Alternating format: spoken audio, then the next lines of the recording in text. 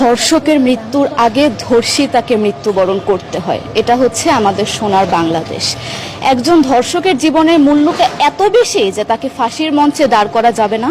আমরা বাংলাদেশে কয়জন ধর্ষকের নাম জানি যাকে কঠোর থেকে কঠোরতম শাস্তি দেওয়া হয়েছে, যাকে ফাঁসির মঞ্চে দাঁড় করা হয়েছে? আমরা কি আদৌ কেউ জানি না।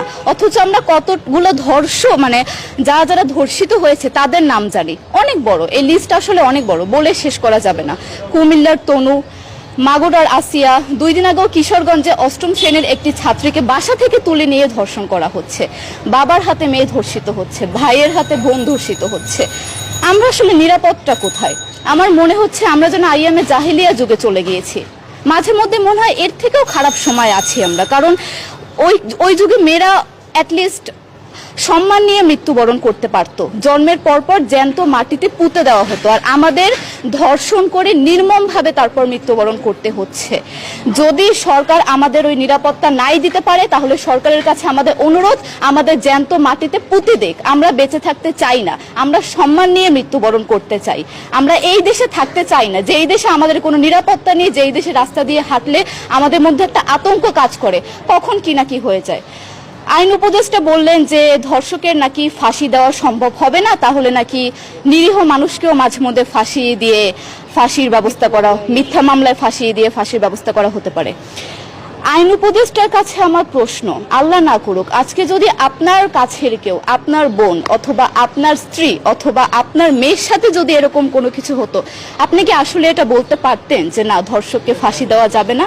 কোনোদিনও পারতেন না। আপনি সবার আগে তার ফাঁসির ব্যবস্থা করতেন, সম্ভব হলে নিজের হাতে মেরে ফেলতেন।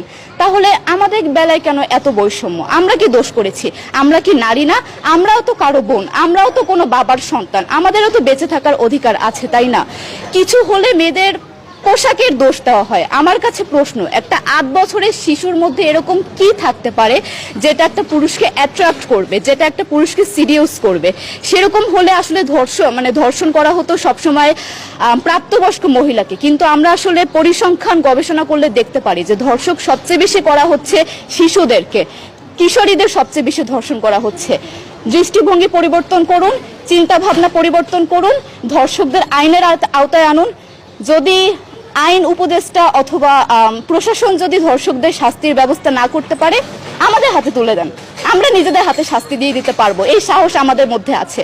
বেঁচে থাকার জন্য আমাদের যতটা কঠিন হতে হবে, আমরা কঠিন হওয়ার জন্য প্রস্তুত আছি।